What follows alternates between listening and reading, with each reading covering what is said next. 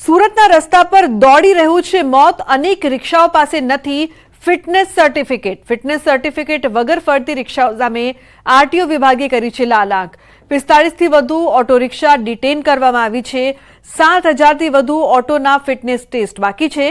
શહેરમાં હજી પણ અનેક રિક્ષાઓના ફિટનેસ ટેસ્ટ હજુ પણ બાકી છે। તો સુરતમાં ફિટનેસ ટેસ્ટ વગર ફરતી ઓટો રિક્ષા ડિટેન કરાશે। ફિટનેસ ટેસ્ટ વગરની ઓટો રિક્ષામાં પેસેન્જરને બેસાડવું જોખમરૂપ છે। ફિટનેસ પૂરું થઈ ગયા બાદ પણ લોકોના માટે એ લોકો વાપરવામાં આવે છે। એ રિક્ષાઓને પકડીને ડિટેન કરવામાં આવી રહી છે। વધુમાં આવી લગભગ 45 થી વધુ પ્રકારની રિક્ષાઓને પકડીને ડિટેન કરવામાં આવી છે।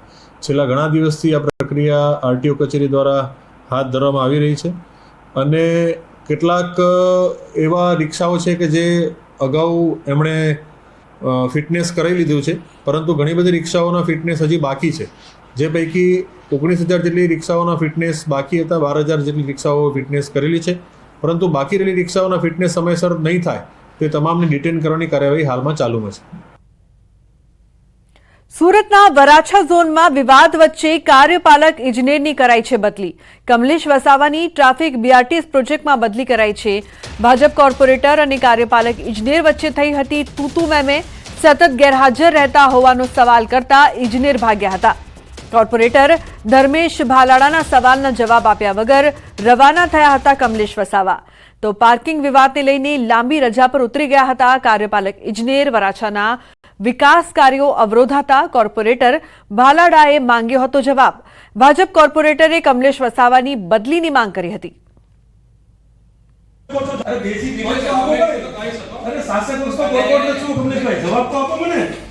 મને ધર્મેશ ભરલા 15 નંબરનો કોર્પોરેટર છું। કમલેશભાઈ વસાવા અમારા કાર્યપાલક છે। મારી સાથે ચાલ, મારી સાથે નહીં જવાબ તો કમલેશભાઈ અરે બિલકુલ આપવો પડશે।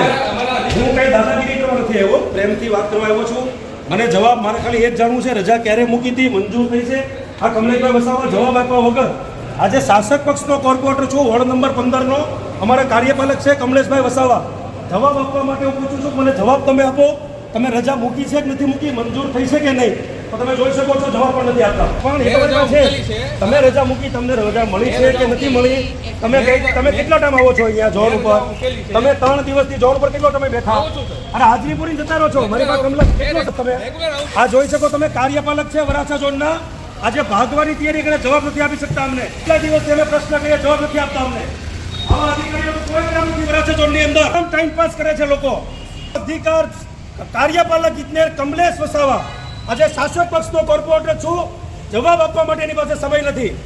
ઉભા જતો રહી છે અને દાદાગીરી પૂર્વક આ વિસ્તારનું કામ કરે છે। આવા લોકોનું અમારે કોઈ કામ નથી। અમે સંપૂર્ણ સક્ષમ છીએ સારા અધિકારીઓ પાસેથી કામ લેવા માટે। આવા લોકોનું વરાછા ઝોનમાં કામ નથી। માનનીય મેયર શ્રી, આપને વિનંતી કરું છું કે આવા લોકોને તાત્કાલિક અહીંથી હટાવવામાં આવે। તો બીઝેડ ગ્રુપ કૌભાંડમાં શિક્ષકોની સંડોવણી તો લેવાશે પગલાં। શિક્ષણ મંત્રી કુબેર ડિંડોર કડક ભાષામાં તેમણે વાત કરી। શિક્ષકોની ગરિમા લજવનારાઓને છોડાશે નહીં। છેતરપિંડીમાં કોઈ શિક્ષક સામેલ હશે તો પગલાં લેવાશે। તપાસમાં જે કોઈ સામેલ હશે તો સખ્ત કાર્યવાહી પણ થશે। આવનારા સમયમાં શિક્ષક મિત્રો પોતાની ગરિમા જે લજવે છે, નૈતિકતા છોડે છે, એમની કોઈ સંજોગે આપણા શિક્ષણ વિભાગ કે આપણી સરકાર એમને છોડવા માંગતી નથી। જે લોકો આ કૌભાંડમાં કે નિર્દોષ લોકોને, ગરીબ લોકોને છેતરવાની કામગીરી જેમને કરી હોય અને જે કંઈ અમારા રડારમાં જે હશે અને જેમના નામ આવશે એની તપાસ જેની કરવામાં આવશે, હકીકતની રિપોર્ટ મેળવવામાં આવશે, જે લોકો એમાં સામેલ હશે સીધી કડીમાં જો અમને એનું સુરાગ મળશે તો નિશ્ચિત કાયદેસરની કાર્યવાહી અમે। તો બનાસકાંઠાની સરકારી શાળામાં શિક્ષકોની ઘટ છે। સુઈ ગામમાં ડાભીમાં શાળામાં 200 વિદ્યાર્થી વચ્ચે માત્ર એક શિક્ષક। ધોરણ 9 થી 10ના વિદ્યાર્થીઓ વચ્ચે એક જ શિક્ષકો ન હોવાથી કથળી રહ્યું છે બાળકોનું શિક્ષણ। શાળામાં શિક્ષકોની ઘટને લઈને વાલીઓમાં રોષ છે। વાલીઓએ શાળામાં હોબાળો મચાવ્યો, વધુ શિક્ષકોની નિમણૂકની માંગ કરી। અનેક રજૂઆતો છતાં શિક્ષકો ન આપતા વાલીઓએ હોબાળો મચાવ્યો। વાલીઓનો આક્ષેપ છે કે શાળામાં 2 શિક્ષકોનું મહેકમ, જેમાંથી એક શિક્ષક જ રહે છે હાજર। શિક્ષકોનું મહેકમ વધારી નવા શિક્ષકો નહીં મુકાય તો શાળાને તાળાબંધીની ચીમકી।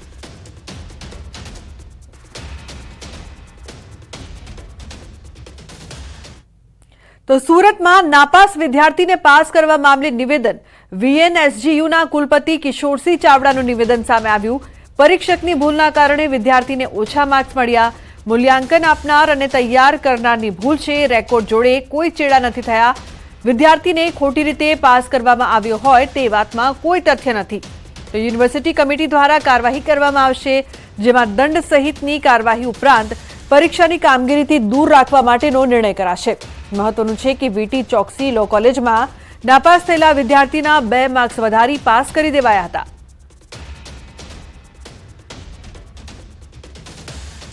સમગ્ર ઘટનાની અંદર વીટી ચોકસી કોલેજના આંતરિક મૂલ્યાંકનના જે એક્ઝામિનરે ભૂલ કરી હતી તેના સંદર્ભની અંદર જે કંઈ અમારી જે એમપીસી કમિટી છે એ જે કંઈ પગલાં કહેશે તે આંતરિક મૂલ્યાંકનના પરીક્ષક સામે લેવામાં આવશે, જેવા કે તેને જે તે પરીક્ષાથી દૂર રાખવું, આર્થિક દંડ કરવો અને ભવિષ્યની અંદર આવા આંતરિક મૂલ્યાંકનની અંદર કોલેજ કક્ષાએ પરીક્ષકો જે માર્ક મોકલવામાં ભૂલ કરે છે ત્યાં પણ યુનિવર્સિટી દ્વારા તેમને આર્થિક દંડની જોગવાઈ હોય છે અને વારંવાર તેમને તાકીદની આવી બધી જોગવાઈઓ વારંવાર યુનિવર્સિટી કરતી જ હોય છે.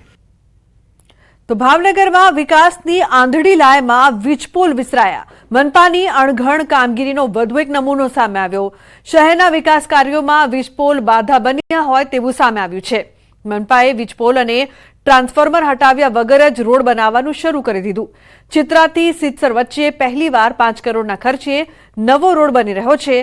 2 માસથી રસ્તાના નવનિર્માણની કામગીરી ચાલી રહી છે, જેના માટે નડતરરૂપ દબાણો દૂર કરાયા છે. પણ પીજીવીસીએલની બેદરકારીના કારણે વીજપોલ નથી હટ્યા. રોડ વિભાગના કાર્યપાલક એન્જિનિયરનું કહેવું છે કે વીજપોલ હટાવવા બાબતે પીજીવીસીએલને 11 મહિના પહેલા જાણ કરાઈ હતી. બાદમાં પત્રથી પણ અનેક રજૂઆતો કરાઈ, પણ પીજીવીસીએલ પોતાની મનમાની ચલાવી રહ્યું છે. તો સ્થાનિક લોકોનું માનવું છે કે આધાર વગર ઉભેલા આ વીજપોલ ગમે ત્યારે પડી શકે છે અને લોકોનો જીવ પણ લઈ શકે છે.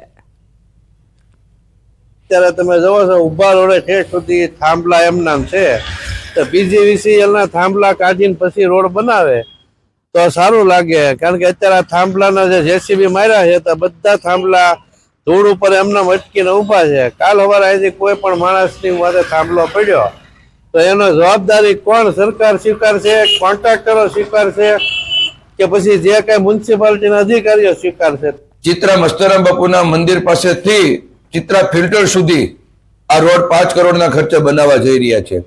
આરસીસી રોડ તો બંને બાજુ રોડનું પહોળો કરીને મોટો કરે છે, કેવો રોડ કરવાના છે.